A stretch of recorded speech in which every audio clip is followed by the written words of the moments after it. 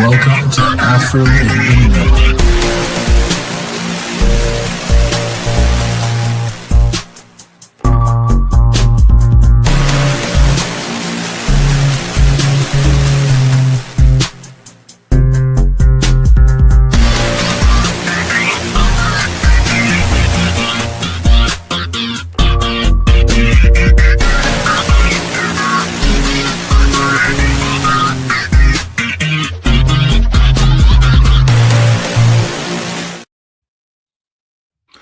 Welcome everyone to, I don't think anybody knows this yet, the final episode of Afro in the Know.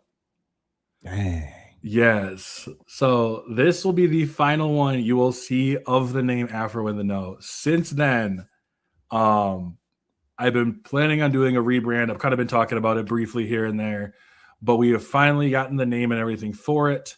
I have someone working on some editing for the promo that will be coming out for it, but for those who will be listening to it, it is now going to be called That Damn Water Level Podcast. And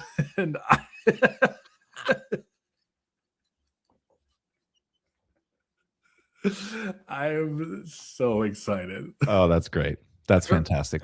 Right? Like that was actually supposed to be my original one, but then I had a friend of mine talk me out of it, and then I went back to it. I'm like, no, we're going to keep that.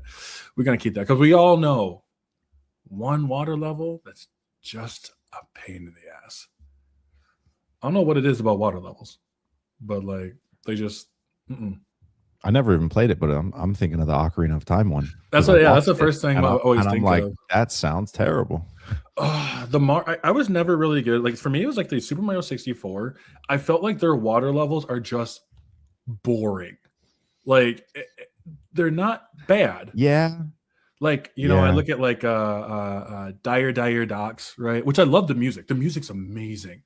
Or like, you know, but like it's just boring. And I don't like water levels, or God forbid, fucking the Little Mermaid. I hated the Little Mermaid level in Kingdom Hearts. I hated it.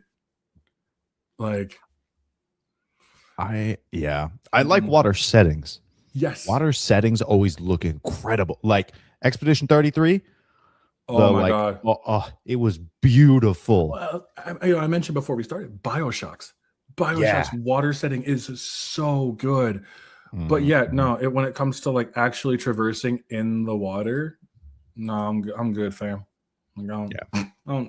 Whatever is like destroying the world is not that bad. Okay. We can leave the water out of it. Just get a set piece. No. Besides, I can barely swim. I can barely swim. I can barely swim in real life. Yeah. I'm not good at swimming. Good to go. What are you gonna expect me? They're gonna be like, dude, you got to save the world, but you got to go dive underneath. And I'm looking, I'm like, there could be a turtle. Do we have a submarine or one without a controller?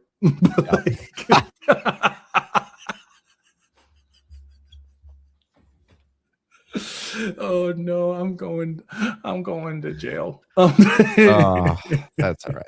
That's oh my God. I'm going to do the pod from jail. You're right. I'm going to clip that, and I'm going to have someone be like, that's not funny, right? That was actually a really tragic event, right? I'm like, that gave me nightmares. Right. I was like, no, y'all just wanted we all want to be able to fly a plane or something like that, with a controller or something silly. You're not supposed to actually do it. Yeah, no. It just makes me think of Men in Black. Yes, driving the car with the PS3 controller. Yo, what's going on, Husky? Oh, he getting Husky getting himself ready. But today, I got Husky Hokage and the Gaming Cafe here to talk about the Steam Machine. We got some stuff to talk about. I know like Steam Machine is one of them, definitely. You know what? We might as well just get it out of the way and talk about the GTA. Do it. Might as well do it. I mean, I've never really been a manager, but I've always wanted to be a manager just to be like the able to do that. Just do it. Release GTA. Release GTA with none of the benefits. No online. Only story mode for $80. Like, nah, it's wild though. But yeah, like I said, first on the list is the Steam Machine, and like right off, initial thoughts. I want to know what you guys think about it. Also, hello, Husky. What's going on, everybody? I completely apologize. It's been a little bit of a rough night, so No, it's all good. but Life, I was life.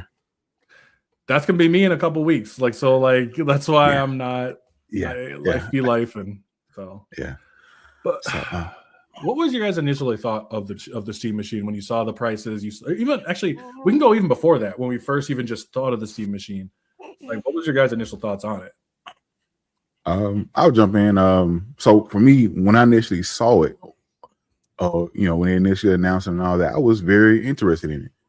For someone who has I don't have a high end or anything. Like my PC is probably on the low end, and I can run certain things. Like I think the only newest game I was able to run really well was Dispatch, but like everything else, I'm not even trying. But I was. The Steam Machine looked like a nice option, something that I can I can take my Steam library with me, and I can play it on the TV and stuff like that. Now, granted, you can do that right now with your PC, but it would be just something portable. So having that, okay, this is awesome. Now, if it comes out, and my biggest thing, because I had so many people ask me about the Steam, what about the Steam Machine? What do you think about it? I said it looks cool, but it's all going to depend on the price point. If the price point is right, I know for a lot of people that will entice more people to pick it up. But so from the beginning, I was very interested in it. But then we saw the price point. I was like, yep, out of my neighborhood, y'all can have it. Then you find out certain things and I've said it in my lives that I think it's going to run well. It'll be able to run stuff really well. However, it's underpowered, compared to the most expensive console we have on the market, which is the PS5 Pro. It's underpowered. And I get it. People, well, it's a gaming PC. It's not a console all the way. I get it. You can run, you can operate, you can run the operating system. You can do stuff like you can use it as a PC. I understand that. I do. However, with them making this type of machine, they were trying to market to the console people, to the console only consumer, regardless of what y'all PC people think. Because I've had a lot of people, well, man, they're trying to somewhat defend it. And I get it. You know what I'm saying? And if you want to pick up one, by all means, pick up one. But I understand. But at the same time, this was going to be marketed to console folks, people that have consoles. This was going to be something like an entry point, or try to give them an entry point into Steam, to Steam gaming. Maybe, and then from there, maybe you'll have people go, hey, you know what? I want to build a PC after this. I want to do something like this. This will maybe a jumping off point for a lot of people, is what they were trying to garner, what I think they were trying to market towards. But with it being that price point, I know for a lot of people now, and then finding out it doesn't run stuff as well as the PS5 Pro or as a regular base model PS5 and Xbox Series X. So it's like $1,000. That's without a controller. And I get it, people. Oh well, man, you got your PS5 controller you can use, or your Xbox controller. I get that, but again, selling a console or this gaming PC or whatever you want to call it, without a controller, it's not a good look. It's not a good look. I don't care how you flip it. I get my PS5 controller will automatically work with it. My Series X controller will automatically work with it. I still need a controller with this. So selling a console without a controller, to me, in my opinion, is not a good look. That's fair. Agreed. Yeah, actually very much, because what it reminds me of? It reminds me of when do you guys remember back when the 360 days where they sold the arcade version, which really didn't even have like memory at all. It had it was like you got the Xbox 360, you got a controller, but you got like 2 gigs of memory, which was like nothing. It was like 1 game. And then you could buy the other one that had, I think at the time it was like 20 gigs. I remember it had a hard drive. It had one without a hard drive and one with the hard drive. Yeah. And you had to buy the Wi-Fi adapter to plug into the back.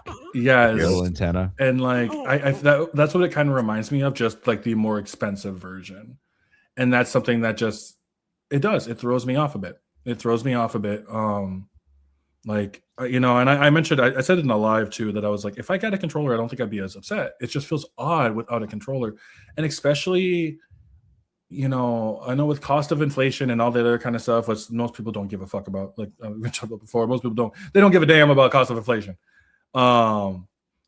But a lot of people, you know, when they see they see 4 digits for a console, they're going to be like, yeah, look, I'm not for this, you know. And I get it. They sell it on a loss. They do. They sell consoles on a loss. So like I get that, because they make it. I believe they make it back up for in the sales later on. But it is very difficult for a lot of people who, especially for people who are going paycheck to paycheck. And like, I understand that it is a luxury item. So like, there's some regards to that, but the consoles were made to be the affordable option in the luxury item space, and compared to the PC.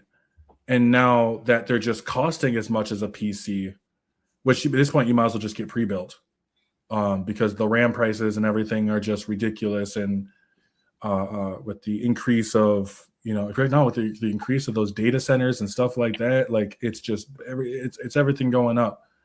To jump in real quick to your point about the RAM price, I think someone from Lenovo or someone said, someone higher ups at Lenovo said, I think the other day, that RAM prices will not be going down anytime soon, and they're going to be basically, these are the new RAM prices going forward. Like, there's no more going back to the old RAM prices. That doesn't surprise me at all, because when they're given the option to go down, they never do. You know what I mean? Yeah, it's funny. I've had people in comments say like, "Oh, why are you comparing it to consoles? It's a PC." And I'm like, "You're right, but when has Valve dropped hardware that wasn't for gaming? Please tell me the last piece of hardware. They announced a controller. They announced VR for playing games. This is running Steam OS, which, yes, you could technically do other PC stuff. It's for playing games. This was supposed to be entry for console players. It's built like a console. The form factor is like a console. They built an easy to use controller with a puck. You can just boom, charge it like our rechargeable PS5 controllers. This is for console players. And so I think the disparity, I don't even think it's necessarily the price. Like, yeah, the price sucks, but it had to be either one. At its current specs, it needed to be like $700 max. Or if it was going to be $1,000, the specs would have to be twice as good. Because my handheld ROG Ally X, not the newest one, the old model, has more RAM than this Steam machine. And it's a handheld. What? Yeah, it's got 24 gigs of RAM. And that's what's throwing me off. It's like, you had to do one or the other. If you're going to make it a certain price, the specs need to be a lot better. Or maybe you do need to just say, you know what? We're flipping it, and we are going to sell this at a loss because we have a 30%, cut of every game sold on Steam. We can make up for it in the long run, and it just makes you look better as a company to the consumer. Yeah. Especially nowadays with social media, like, anyone's capable of uploading some video shitting on some company, being like, oh, why are they doing this? Why are they doing that? So like, yeah, there's no such thing as bad press, but this isn't a great look for Valve. Especially just starting out. Like, we already know we have issues with Xbox. Xbox came out with a statement a few days ago, I believe. Xbox came out with a statement about prices, reason why the prices are going up. And, they're talking about the RAM prices. And you know what? I'm actually not mad that they're saying why it is. I'm not happy about, obviously about the prices. They aren't either. It sounds like Xbox is not either, because they know that they just increased the prices to start with. And now it's getting even more difficult for these companies. And I believe in that place too, they didn't just say Xbox. They said all over. Electronic companies are struggling across the board to find the amount of minerals and stuff to get and to make this stuff. Do y'all think that we'll start to see in-house, like Apple with their M1 computers, how the whole computer itself is made using their CPUs? It's all integrated with Apple products. So do you think companies will start to say, well, dealing with these RAM manufacturers is so expensive, we might as well take a crack at making this ourselves and see if we can save any money? Like Intel getting into the GPU game, their Arc GPUs. I know they still need some work, but at least they started. Microsoft has enough money to actually buy their own RAM Yeah, So they if do. They've got if- all the money. if they really were like not even say concerned, but if they really looked at it, was like, hey, you know what? We can still sell, and we can also, use this for our own. Like, let's just buy somebody, like, or you know what I'm saying. And people are gonna talk. Well, you can't do that. Listen, if the only thing about it is if they buy somebody, like as long as they don't corner the market, I'm okay with it. So as long as they're not buying, they'll buy. Say they buy. Who makes RAM? I think I know. What AMD makes RAM, and who else? Wasn't it NVIDIA? NVIDIA, yeah. So like if they decide to do something like that, but personally they have enough technology to also start working on making their own. Like they can, I think they can. If anybody else can do it, they can do that. You know what I'm saying? You have the funds. Take the time, maybe hire the right people, bring them in, and start making your own RAM for your computers. Because, like I said, you run on Microsoft, run Windows software, stuff like that. But that'll be another thing in your, I guess, in your revenue cycle that you can kind of account for is people buying RAM from you as well. Like, so that's it. I would think, but once again, I mean, the fact that they, when they lowered the price of, like, for example, Xbox went and lowered the price of Game Pass, trying to do things to appeal to it. They are talking about the whole, like, trying to finance a console, which I'm not the biggest fan of. I'm not, but I also understand that this is, like, also kind of a way that they're going. Like, they don't really know. It sounds from that bit, and I'm just kind of interpreting what I feel. It sounds like they don't know what to do. Like, it sounds like they're legitimately like, we're kind of fucked. It's not just, and I think people need to realize it's not just a gaming bubble. This is an electronic bubble. This is an electronic problem that we are facing right now. Everywhere this is struggling, and it doesn't make up for what's going on, but at least gives some sense of, like, a partial explanation to be like, we don't even want to do this, but we don't really have much of a choice. Like, I'm sure the amount of loss would be substantial. Yep. Yeah. I think one thing. Oh God, I don't want to sound like an asshole here, because it's not how I'm trying to come off. I think people forget that gaming is a luxury, not a necessity. Like, I've had to sell my consoles and PCs before just to, like, oh, I'm moving and, I don't want to put it on credit. Like, I got to get rid of my stuff. Or if times are tough, you can't pay rent for some reason, you lose your job. Guess what? PC's gone. Like, it's getting sold because that's what matters.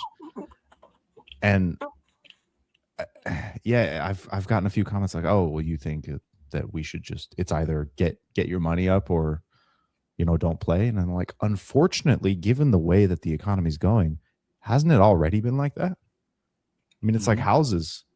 In order to buy one, you got to find some way to save up a good down payment to buy one. I mean, you can't just hope and pray that things are going to go down. It doesn't seem like anything's going down, and it sucks. But we only have, like, a few options here. Like, find some way.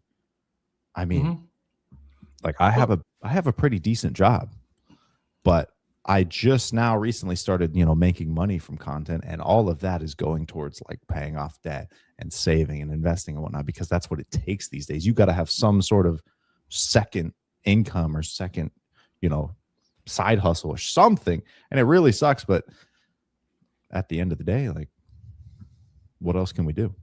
It does. Like my wife is, I mean, luckily for her, she's a pharmacist. So she's already making like really good money as is. But, like, we also, we're gonna have a child, so it's like that's gonna cost a lot too. And I already told her that I'm gonna be the one to stay home, so, like, stay home and do all that, and take care of our kid. And, like, because, like, daycare's ridiculous too. Daycare, for a lot of people, they can't afford. They have to use daycare, and daycare gouges them out like crazy. Childcare is what sucks is we are very much living right now in a very survival sense for a lot of people. And so their one few comfort is gaming. that one bit that they can separate themselves from. And when that gets even outpriced, there's a lot of them where you're going to see an uptick, and I think an uptick in, I mean, I would be surprised seeing an uptick in depression and stuff like that because of the fact that the one or few avenues that they have is gone.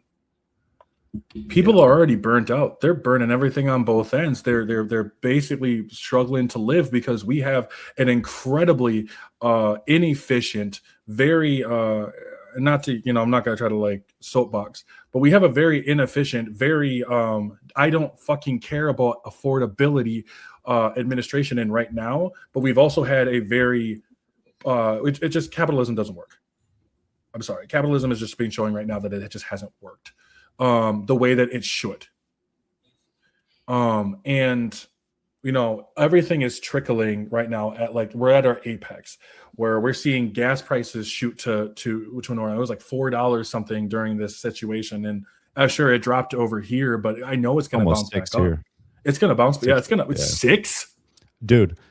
Near like right down the street, like 20 feet down the street, it's like $5.79, and then when I drove back down to California, I hit some 6.15s. It was insane. Luckily, what part of California? Like the northern part. I know Doug, my cousin, he stays in LA. He said it was close to like $10 in LA. Yeah. So I heard recently, so in LA, in some of like the nicer neighborhoods that are 20 minutes from downtown, they know that people would rather go to the gas station down the street than drive downtown for the cheaper prices. So they like double the price because they know the people who live there make enough that they're like, oh yeah, they'll pay it for the convenience.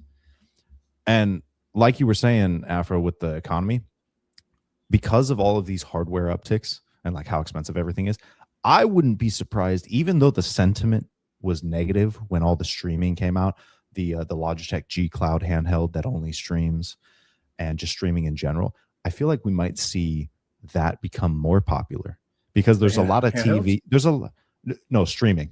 Oh, like in terms of being able, because like there's TVs with Xbox built in. So if you've got a Game Pass subscription and a controller, you can just boot up and play all of your games in your library. And again, it's not ideal, but given the way things are going, it's like, well, if I can't afford hardware, okay, I'm going to have to pivot somehow. Or I have a little mount for my phone that connects to my PS5 controller. So before I had my handheld, I could stream like games to my phone if I wanted to play in bed or something. And it's like, it sucks that is even like a possibility for where things might go. But I feel like that might be more popular in the next few years. It's like, oh, everyone's just going to run to Nintendo. Like they're just going to go play. Yeah. They're just going to run to Nintendo. Like, yep. Dude, I told my buddy yesterday, that's now like the definitive console and handheld, like for the value, because the third-party games are running well finally because of the hardware. Like the specs on the Switch 2 are finally good enough to run things well. Yeah, that's going to be the console to sell out now. Oh, yeah, I'm planning on getting one for my birthday.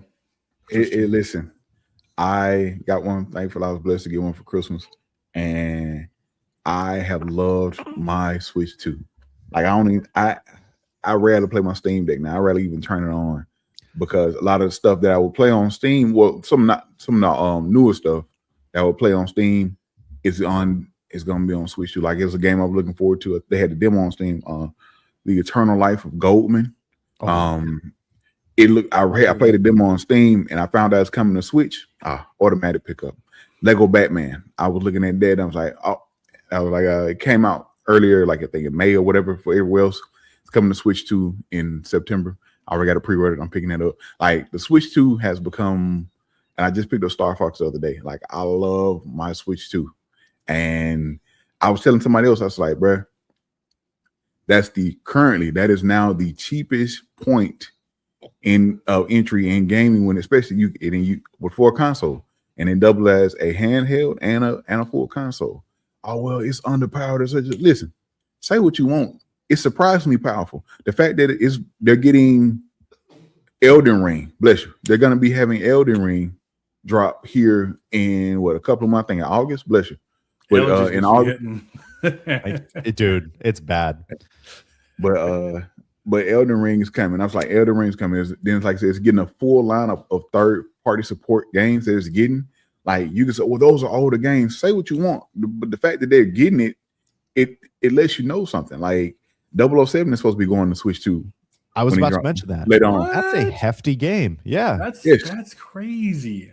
007 is supposed to be going. It's some other stuff, but Switch 2 is probably going to be one of the main things people are going to start. You know what? Let me just get a Switch 2. And like I said, the first party games are already. Yeah, I forgot Dust Blood. I don't think FromSoft would have agreed to put it as a Nintendo exclusive if they didn't know for sure it was going to run well. Like I feel like they recognize how high the community holds them and their products. Mm-hmm. So I bet I would bet a lot of money that they had said, okay, show us how it's going to run. Like here's a test build. We want to see it running well so that it doesn't come out. And so, yeah. Also, as soon as I saw dinosaurs in there too, I was just like, fuck it. Like that's right at the end. I was like, oh, I could be a dinosaur. I was like, sold. Like, dude, could you imagine if that was like a spell, like an ult? Oh my God. Like you turn into like a dinosaur and a vampire dinosaur. Yeah. Oh my God. See, now I'm gonna end up getting a. Yeah. No, like that's a. I don't even have a Switch 2, and I'm gonna pre-order it. Like, like it just it right.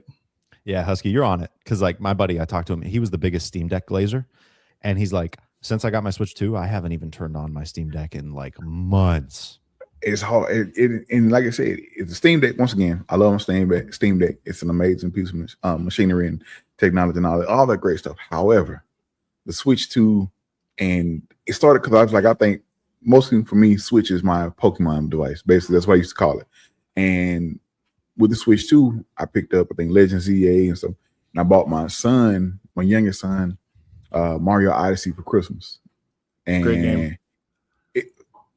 He started playing it, and he needed Daddy, I need your help. So I'm helping him. He got a Switch Lite. And listen, I'm helping him or whatever. I'm like, and I'm sitting there playing. He's like, okay, Daddy, you can give it back. So after he put it down or whatever, I ended up picking, getting it, putting it in my Switch 2. And I'm playing, and I'm like, yo, I'm gonna keep playing it. end up beating it. And after that, when it got Donkey Kong Bonanza, and like I said, I've been rolling ever since. I had a resident that I used to work with, and he would let me play his Switch. And it was Mario Odyssey, and I beat that entire game in one overnight. And I was just hooked. I was like, this game is amazing. Yeah, it is. It really is. It's so good. It's so good. But I think overall, with the Steam, I think the Steam between the prices and everything, just kind of set a notion that we're like, as gamers, we're just kind of like, fuck. Like, because we all saw it coming. I think it's something that we all have just kind of noticed. And it does bum me out now too, because there's gonna be a bunch of newer, younger gamers who are just not gonna be able to afford some of this stuff. And not be able to like really indulge into it as well. It does kind of suck, and I'm not going to try to, be like, well, it's for certain people. I don't give a fuck. Like it does bother me when people can't do it, when can't play the game. But also that being said, the same price stuff kind of lingers around with GTA as well. And GTA is one of those where I am on two. I don't know about y'all. I am on two sides here. One, I don't fucking care about GTA. I don't. I've never actually like cared too much about GTA in terms of a game. I think they're like kind of fun time wasters, but like I learned that I just like playing puzzle games more as a time waster. I don't think they're actually all that great. But I think to me, it's more of what it represents with everything else than more than just the price tag, if that makes sense. Yeah, it does. You're gonna post this clip and somebody's like, oh, look at Afro trying to be different, like he doesn't care about GTA. I'm right. I'm like, it's so funny too, because like I've played like Vice City. Like Vice City is pretty fun. I've played 4 when I was a teenager. I played 5 for a little while. And then just enough to get to like the outside to go do stuff, and then I would just not care. And then like that was it. And so I know there's going to be people being like, I can't believe you don't care. But like I had people that I've never played Red Dead. Like I've never actually invested into Red Dead. And like I get people every once in a while like, oh, you have never played Red Dead? And I'm like, have you ever played Nier Automata? I'm like, no. You've never played Nier Automata? Like, it's like same shit, y'all. Yeah, Like, yeah. But I think that to me it's the $80, especially $80 for just like the single player campaign just doesn't feel worth it to me. Not worth a pre-order, even on the base end. It's weird that they decided on $80 because it's not like they need it.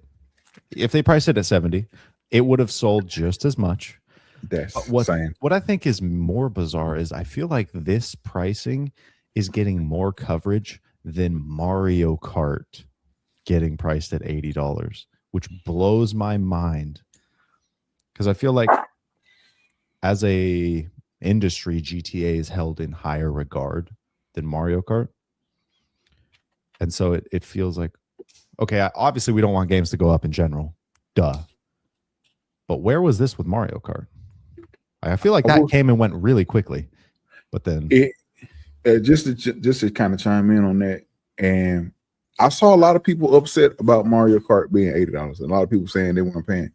But I think what cushioned it for some people, or made it like, you know what, don't worry about it. I'm still gonna pick it up. Is because if you didn't have a Switch 2 and you bought the bundle, you were you were only paying $50. Right. That's for right. Mario Kart. So people like, you know what? I'll buy the bundle. I'm not buying Mario Kart by itself.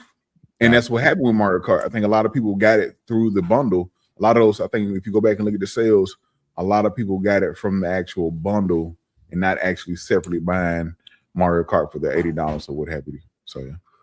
That's right. Yeah. Yeah, that could. I mean, I also believe too, it depends on what you're getting for your worth, right?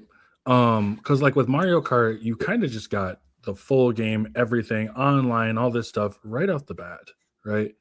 With GTA, you're getting the single player campaign, and then the online mode will just kind of drop when it drops. Yeah. And most of them play. Why are people okay with that? Like, that's what I'm saying. Why are people okay with getting half of the offering up front? Because I feel, again, why does GTA get the pass of, oh, that's normal, the online will come later? What? The same way that Bethesda gets the pass for having mediocre gameplay. Yeah, it's like, oh, that's the Bethesda charm. No, it's janky mess. Like, why does GTA get to come out half baked in terms of what you're getting, and y'all just say, oh, that's normal? Normal doesn't mean it's okay. Correct. That is absolutely correct. And like you just said, like, and I knew, but personally, like I already knew they weren't coming with they weren't coming with the online, so I personally wasn't expecting it. But the other stuff about the fact that you got it to get the full complete, to have access to everything in the game, you got to hit $100. Because that's another thing. Because people are like, well, it's only this and this. I was like, well, my thing is, I get it if it was certain cars, certain things like that you would like, cosmetic stuff. But the fact that you are locking access to certain shops behind that paywall, I really, really don't like. So essentially, you have to pay $100 for GTA for the full experience of GTA 6, and then on top of that, so I report it was a report that came out Thursday or Friday that they actually were going to do this because there was a Rockstar support, a response from Rockstar support said they were going to be this were coming. Then someone from GTA actually I think it was yesterday or Friday, confirmed they are not doing any disc at all. So there will be no physical disc. So if you want physical for GTA 6, you're not going to get it. So yeah, I highly doubt. Oh, go ahead. You mentioned that last night. Like, yeah. I did a video about them saying they were going to do it, and I got to take that down. Well, I got to do another video because they confirmed that they're actually not doing it. Because the report, so do I. Yeah, the Tom Henderson put because the first report I saw, Tom Henderson wrote, it was like, hey, we're getting GTA, we're going to physical disc coming in a few months. And yesterday, like someone from GTA confirmed, hey, we're not doing physical disc. That Rockstar support that you saw was talking about something else, or we're talking about like in the current upcoming ones, something like, so there are no physical disc planned for GTA 6 at all. This is a completely digital game from what they were saying. But suddenly those key cards don't sound so bad no more. That's somebody else brought it up. Key cards, I think it was Nugget. Nugget was like, key cards are the happy medium, and people are, and he was my homeboy, one of my friends was like, yo, he was like, where's the hate for GTA? What's the hate for GTA 6? Because y'all went in on Nintendo for having key cards and the game not being on the key card or whatever the case may be, but where's the same type of hate and disgruntledness and negativeness for Rockstar and GTA 6, because they're not getting it. We're not seeing it. Yeah. And I think that's where I think the fact that like they're not doing anything digital, this also makes me wonder too, will they, because I've heard I know the one dude that was in the live last night was talking about how like I mentioned with GTA Online, like GTA Online being just more extra stuff. Do you think it's a possibility that the reason why they're not bringing it online because they are considering putting the online mode behind GTA Plus?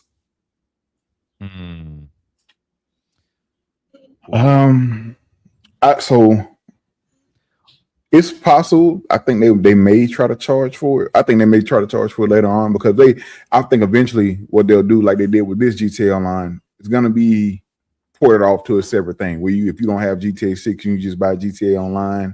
They did that with GTA 5, but if they do, it's gonna be a long time before they do that. But I think where they're gonna get you is if they give you the online for free, they're gonna have that subscription service where you pay monthly and you get extra stuff. Like they won't block the access for online, but I think it'll be there's a subscription service that will make it, gets entice people to actually subscribe to get more stuff.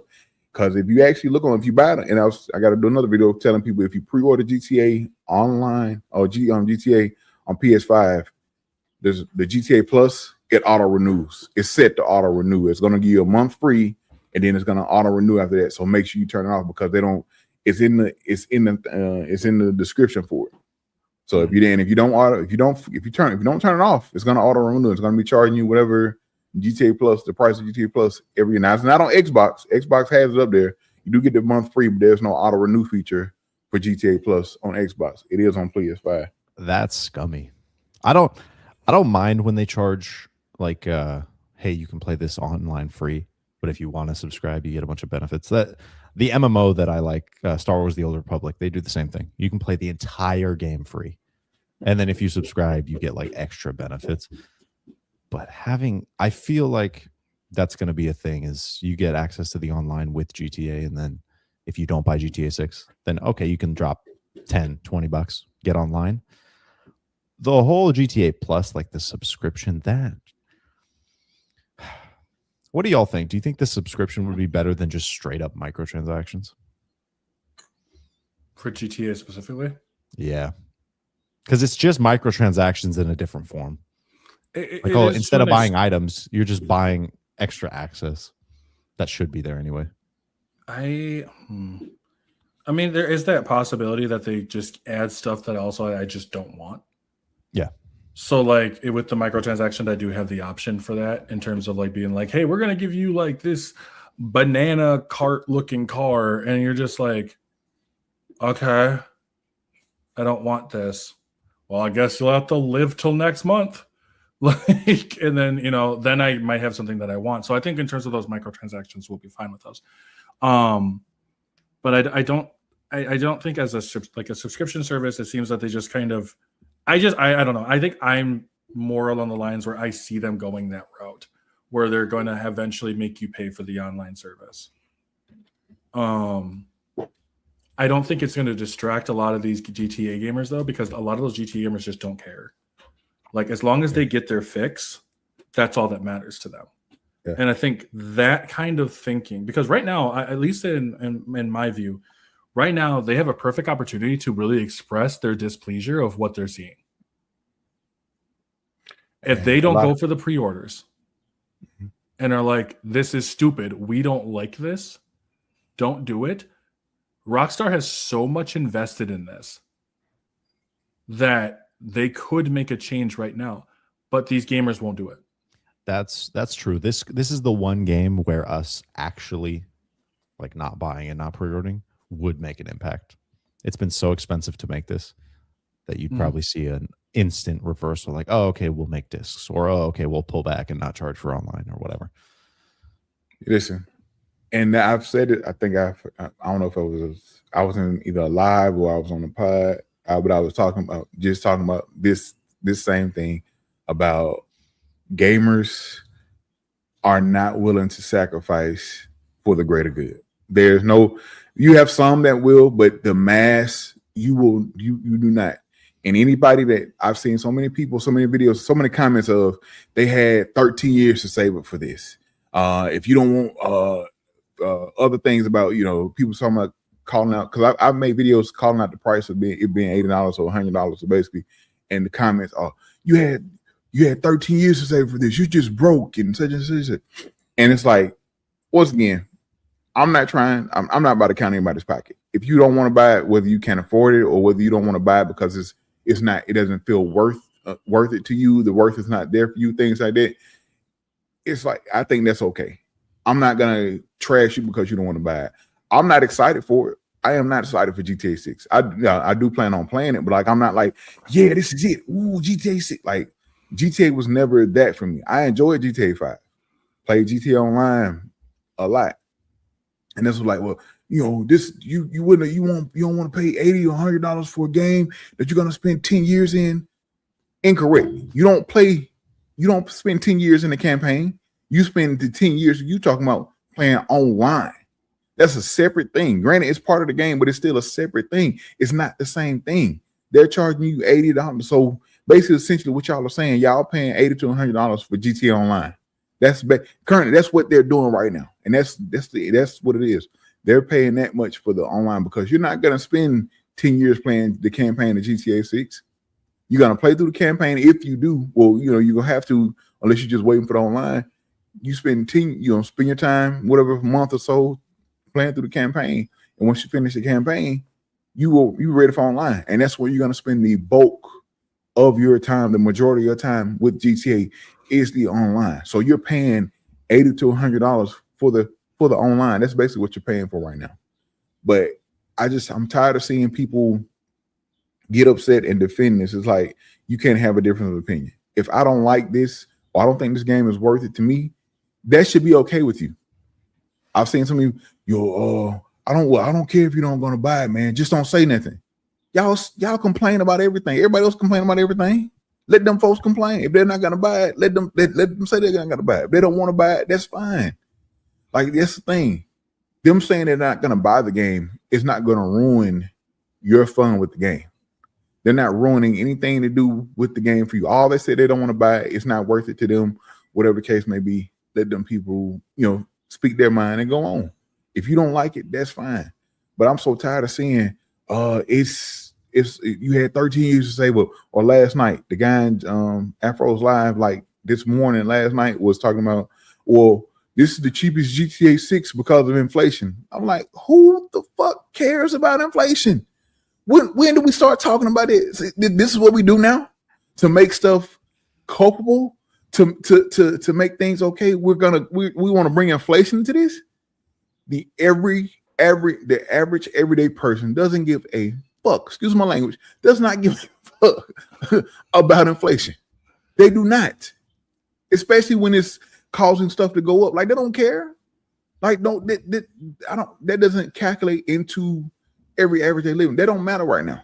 I don't care about what it was back then. If I'm not gonna get the price of it back then, right now, I don't care about that.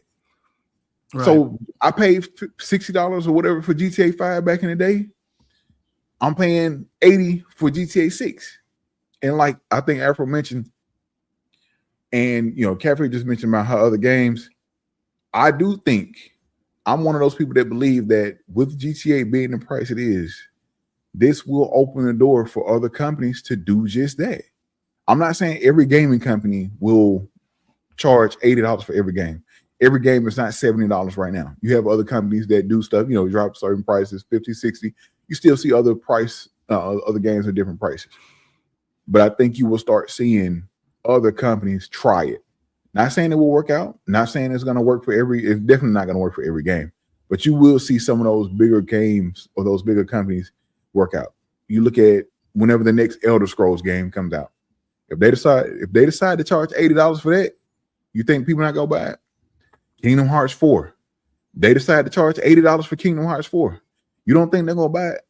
Like it's gonna just the same. And I was explaining to someone, and one of my comments I said, just like how you feel about GTA 6, you have other people that feel the same way about those other IPs, and they're willing to pay whatever for that IP because they love it so much. Whether it's been 13 years, 5 years, 4 years, whatever, however long it's been since we're in between that game, they love their property and they're willing to give that company that amount of money because guess what?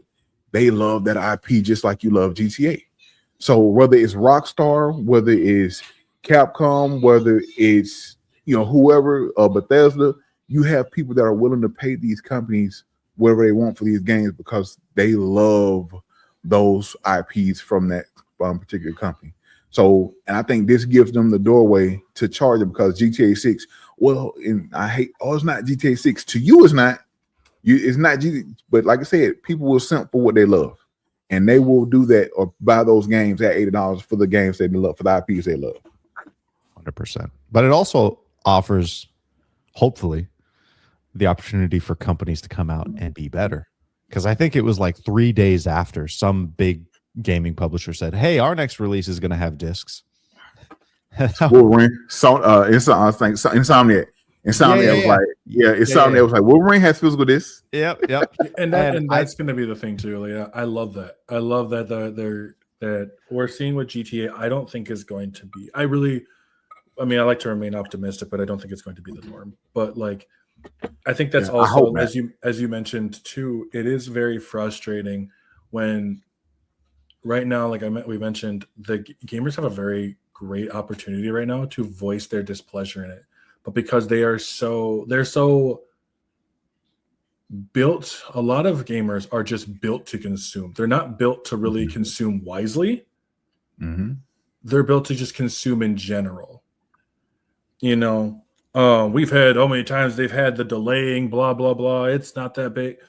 It's not that big of a deal, whatever it is, just don't play it. You're broke if you can't, because y'all just wanted to play this game so bad. You don't even care if you're only getting the campaign and you don't even know when the online's coming through.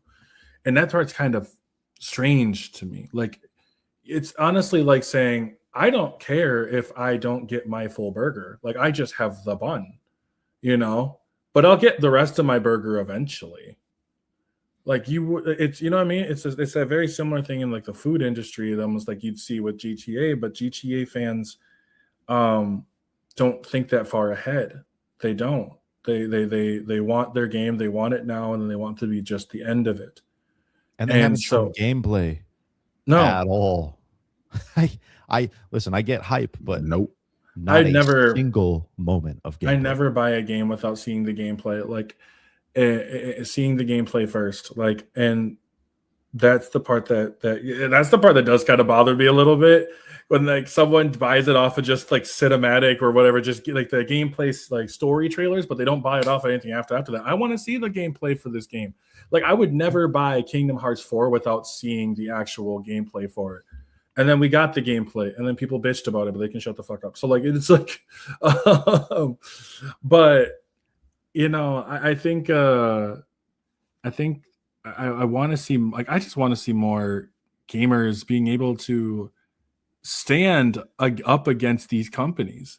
Like, you can stand up against these companies. There's one way to hit them, and that's with your wallet. I'm not saying you need to do it with everything, but if there's something that you truly are like, especially as a group, as a community, you're like, bro, you're not even giving me the full game online. We talk about video games all the time, being like, these are all half baked and they don't give everything on, like, oh, they don't give a complete game. They're not giving you the complete game. Like, man, listen, they're literally not giving it to you, and you just show that you're just okay with, like, oh, it's you were okay with getting fucked. As long as like they say, like, Good job, you bought it. At the end. That's weird to me. Like, I don't know. It feels like just kind of a stand-on business moment, and they're just not doing it. Yeah, there should be a, hey, here's the exact date online will drop. Yeah, we're going to drop when we wanted to. Yeah, like no gameplay, no release date for online. Like, how about I actually know what I'm buying? That'd be nice. And I saw a lot of people saying it. I was just saying saw a lot of people saying that where they were talking about no gameplay. I'm not pre-ordering until I see gameplay. But you have so many people. I don't care. It's GTA 6. I'm gonna buy it. I know it's gonna be good. I know it's Rockstar. I said, okay. Have fun when it doesn't win Game of the Year. Oh, that's gonna be hilarious. Like when it doesn't win Game of the Year, but this game sold so well, and then like it's like that's my favorite argument when someone mentions. I don't know about y'all, but like that's my favorite argument when someone mentions like in terms of like selling well. Like if a game sells well, it just means it's good. Yeah. And I just Call of Duty. so many. Yeah, I just thought that Call of Duty is the greatest franchise in the world. Call of Duty sells well. God would win every year. Then we can call it the Call of Duty Awards because that's.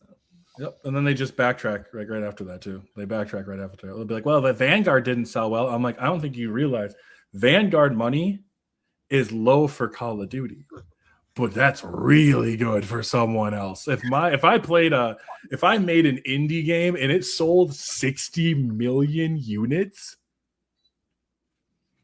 yep. Oh my god, like I'd never have to make another game again.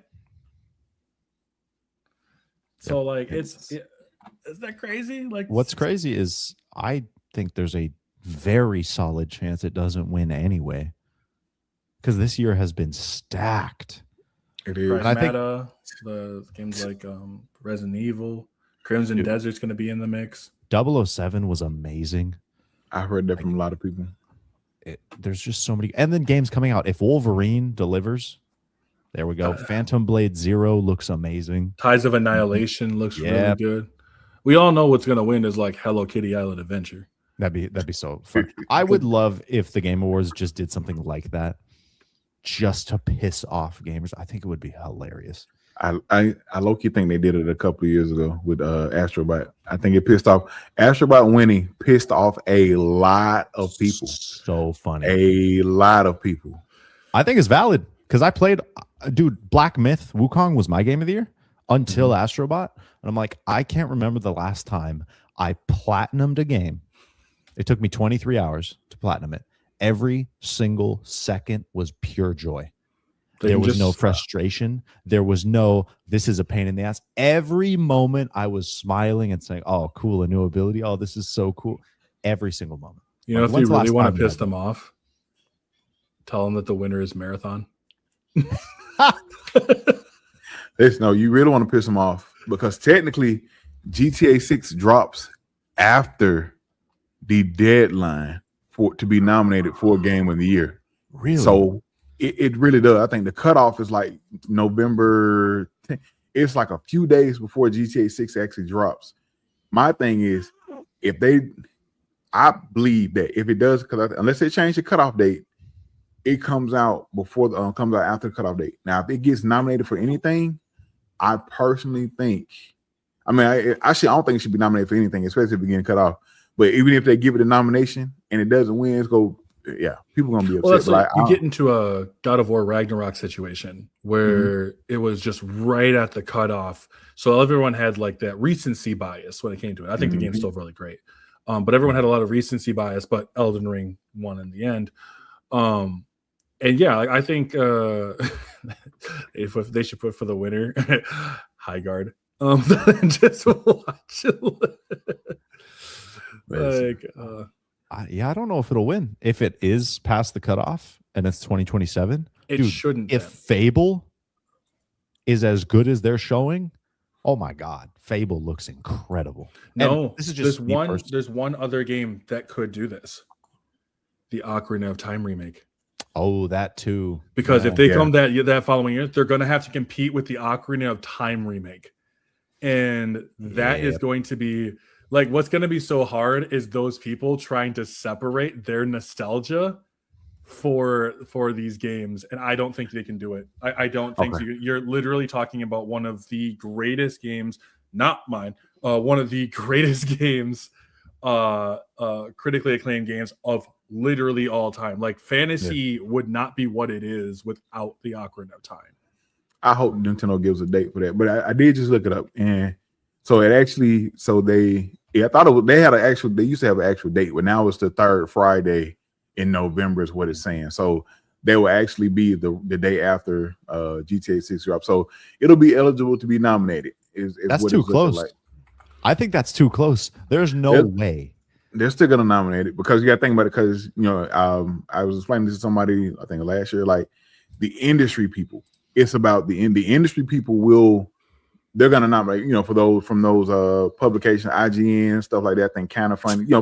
Publications like that, they have like a vote to what gets nominated and who wins and stuff like that. So I think it'll get nominated. I don't think it's gonna win though. I feel like that would be a bad faith nomination because if it comes out the day before the cutoff, chances are most of these people are not beating the campaign in one night, which means, you're going to nominate something you haven't even played through a significant amount. You're just going to nominate it for the crowd because it's going to give, like, while there will be a lot of GTA fanboys happy, yeah, got nominated. The rest of us are like, well, you're just nominating it because you want people to be happy. Right. Well, especially when you have games right now, like we mentioned before, like games like Crimson Desert, that would be very much the same thing. It's like trying to make a review on a game that's supposed to be very, very long is just not fair. And what do you base it off of? Like, my question is, what do you base it off of? Are you basing the GTA off of because you're not even getting the full game? So, like, are you basing it off of the campaign alone? Because if you base it off the campaign alone, I don't think that's really fair when your other half of the game is literally being dropped later. So and they're not sending out review copies. Like nobody's getting. They are not sending out review copies. No. So at least unless that's changed. But I feel it was a couple of weeks ago. They were basically there's no physical copies. They're not sending out review codes. So that feels odd. Yeah. That feels so odd. I don't know. I know they're trying to, and I'm guessing the whole like no disc thing is because they're trying to combat leaks, which it makes sense. But like no review copies or like what studio did it? They didn't do a review copy, but they flew people out for like 3 days and had them play on site. Maybe I feel like even they could do that if they wanted some like early access for people to get their hands on. Cool, fly them out, have them play it for a few days. Yeah, Madden does that. I think Madden does that where they have certain people come out, but it's just not review copies. They have like Madden do like testers. They do beta tests. They have people come out. They have like the Madden people. They have like EA partner, whatever people that creators that are in like the EA thing, and they'll bring them out and they'll let them play the game. But Madden does send out. They'll send out codes. Madden sends out codes. College football sends out codes. I want to get a college football code. Like I would love to get the college football code. I had one last year. Oh, you did? Yeah. Oh, that's so cool. Yeah, I would love to get a college football code. I think it's like also just being a fan of college. I think college football has been doing overall a pretty damn good job. But that's another topic for another time. So like Cafe just said, that the fact that we have no gameplay, we don't know when online is coming per se. They're not sending out review copies. Any other game, people would have the internet on fire about how trash this is. This game is gonna be trash. It would be lit up with people with videos, people calling it trash if this was any other game. But with the fact that it's GTA, okay. Yep. This is what it's okay. We're gonna buy it. Okay. It's Rockstar. They know what they're doing. They wouldn't let us down. Like, why not be sure? Oh, that's another thing too. What happened to the sentiment of we don't pre-order games? We don't give these companies money before we see the product. It's what, 4 months, 5 months till the game comes out? And you can only preload it a week before. Why are we pre-ordering? Your money is not going anywhere. Throw it in savings, throw it in a high yield savings, collect some juicy interest. Why are we pre-ordering and giving them the money early? I thought we were against that now. Like, what happened? Well, when the chips go down, the boots will get licked. Listen, the fact that they have pre-orders, or people are selling pre-orders on eBay, at a higher price and people are buying them, like pre-orders have ran out or something, I'm just Oh, sad. I'm lost. What do you mean the Because- pre-orders ran out? No, That's what I'm saying. People- Go ahead. No, they're buying digital pre-orders, resales, as if a digital pre-order will run out. They're like, oh my God, some people are reselling digital pre-orders, and the people buying them are under the assumption that I have to get a GTA pre-order because the digital pre-order might run out. It's one of those moments where you get really sad. Like, guys, please stay in school. Please. I'm at a loss. Like I don't even know how to respond to that. I'm completely baffled and just befuddled of how, like, where are we? Flabbergasted. I am a complete. I told you I learned every day that Idiocracy was not a movie, it was a documentary. I learned every day. Every day. Just remember, like I've always, one of my favorite things I've always said was never underestimate the power of stupid. Like, because just when you think you got it figured out, there'll be someone else right around the corner that'll just make your jaw drop. And that, yup. Like, there's just like, what do I say? Like, what do you say to that? Like, I just don't. Yeah, I got nothing. I totally forgot about that, Husky. I'm so glad you brought that up. Listen, I totally forgot. I meant to do it yesterday, but I was so tired and everything. I plan on making a video because I got like 2 videos I got to do, and that's one of the ones I was going to talk about. That, like, what are we doing? I get this is GTA, but like, y'all. I think my video is going to be so much more vitriolic. Just being like, gonna be like, y'all are a bunch of thicky dum dums. Like, there is no way that you can. But I think that's what bothers me about when it comes to like you mentioned about sacrifice, and people are not willing to sacrifice. They will not sacrifice convenience, no matter how much it screws them in the long run. You know, and I think that's just an unfortunate place that we are just at in society, honestly, in just society. As long as it makes us feel good and feel safe, we don't care how badly it shoots us in the foot later. Unless it affects you, they don't care. I mean, unless you're making it negatively. Yeah, but like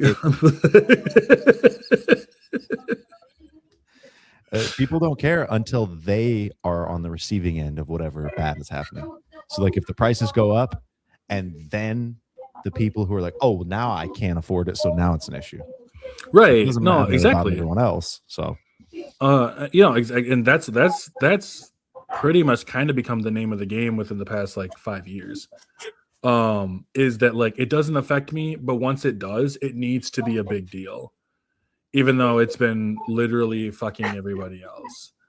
We actually, interesting enough, we saw this all the way back with the Xbox One when they were like going to go online only. Remember that? They were like going to go online only. You have to have an online only because you can't play it.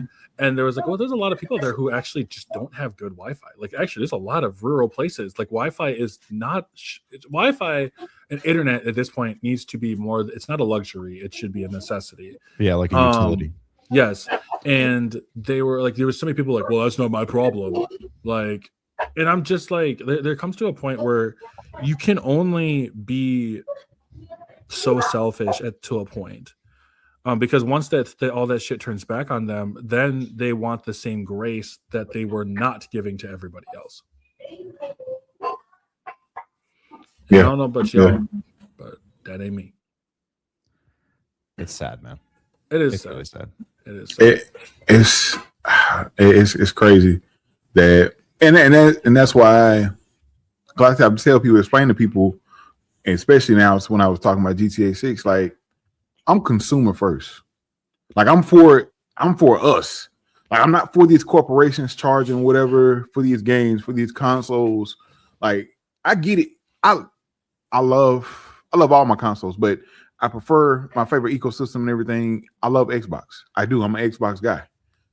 But at the end of the day, I'm gonna call on Xbox on their shit.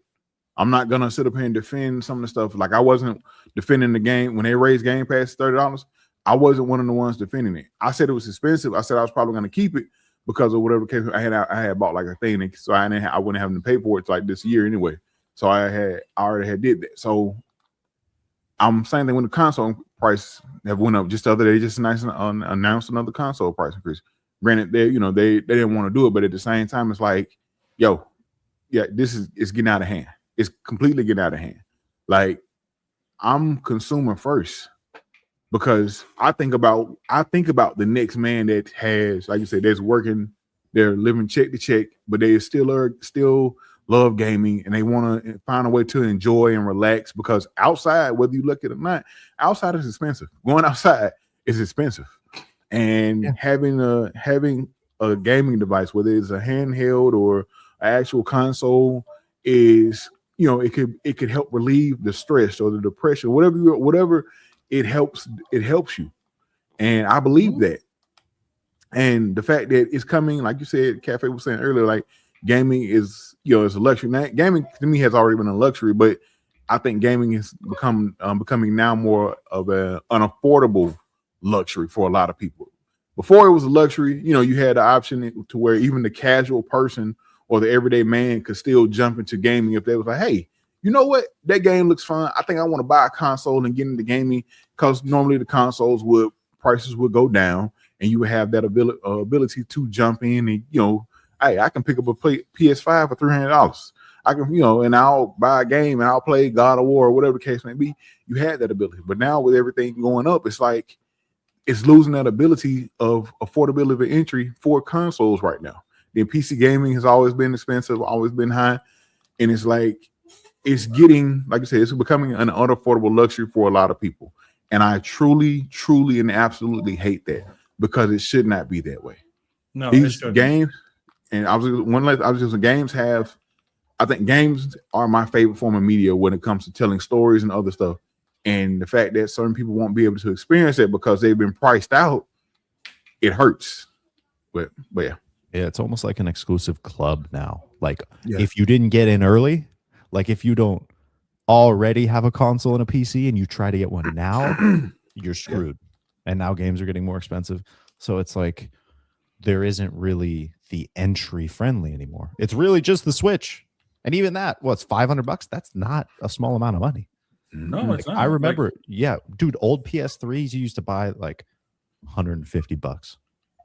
Now, like an old PS5 is $450, like a used one. It's insane. And that's the part that's going to be the biggest problem later on, I think. Is it's going to be that when it becomes so unaffordable for people, and it makes me feel bad because there's a lot of people who are not going to be able to experience certain games, be able to experience just being able to enjoy a hobby that has been in the gaming in the space for years. You know what I mean? Decades. And then to just be able to finally feel like that moment when you realize that like I've been priced out. Especially with, every 5-6 years to drop another 1,000. And let's say it goes up even more. Now it goes up to 11, it goes up to 12. Like at that point, you're just wanting to buy the PCs themselves, but then PCs are going to get expensive. So there's going to be I feel like there's going to be kind of a rat race. I feel like there's going to be kind of a rat race to go get the newest stuff early on, so you don't have to worry about it anymore. And like, it's a really unfortunate situation that we're living in at the moment. Yeah, and then you've got you think of the overall price, dude. Federal minimum wage, depending on what state you're in, if you're making, we'd have to work over 2 days just to afford one game. There was a dude, Husky mentioned that last night when the dude was talking about the inflation thing, being like, well, it's the cheapest when it comes to inflation. He's like, what kind of person is like paying or is living their life off $7.25 right now? Yeah, it's insane. Don't fucking talk about $7.25. Oh my god. And if you're on the coast, either the west or the east, dude, again, I moved from California. you need over like triple that to afford. I mean, just like studio and single bedroom apartments, it's insane. We were talking about this yesterday. You almost have to have a roommate at this point in order to live like somewhat comfortably, maybe to be able to save maybe a little bit. It's like you have to have a roommate. Or you see people online, you know, oh, I'm living in my car for the next year to pay off my debt or to be able to save for this or that. Like insurance, the dude, medical care, yeah. like insulin prices, which were capped 2 years ago, and then they just reversed it. So like insulin prices are insane. We have people who just can't afford to literally go to a doctor. Yeah. Like when go into debt or die. And the thing is that's why on a personal level, I get very aggravated when I hear companies sit and talk about that. Like talk about like, well, it's, you know, we just gotta work on trying to save and do blah blah blah, when you know that there's an affordability crisis. Yeah. There's like it's not like a people just don't want to work. It's not that people don't want to work. It's not that the people are just lazy. We have a legitimate affordability crisis. And the sooner that people recognize and acknowledge that a lot of people are in very good spots already, and the people who are in very good spots are somehow telling the people who are struggling that they just need to work harder. As soon as we acknowledge that that's bullshit, the soonest we can actually start to really actually make a difference and move forward. But absolutely, I absolutely agree with you, man. I see that so much. Once again, I am consumer first. I fight to try to fight the good fight for us, because at the end of the day, like I said, as someone with a family, with kids, other responsibilities, like as much as I love gaming and as much as I'm, you know, content creator as well, like I'm able to afford some of these things, you know what I'm saying? But I'm not everybody. Everybody's not in my situation. And I try to make, you know, I call out the stuff, the disparities and stuff like that, because I think it's unfair. I truly, like I say, I can't afford everything, but I'm blessed enough to afford the stuff I can.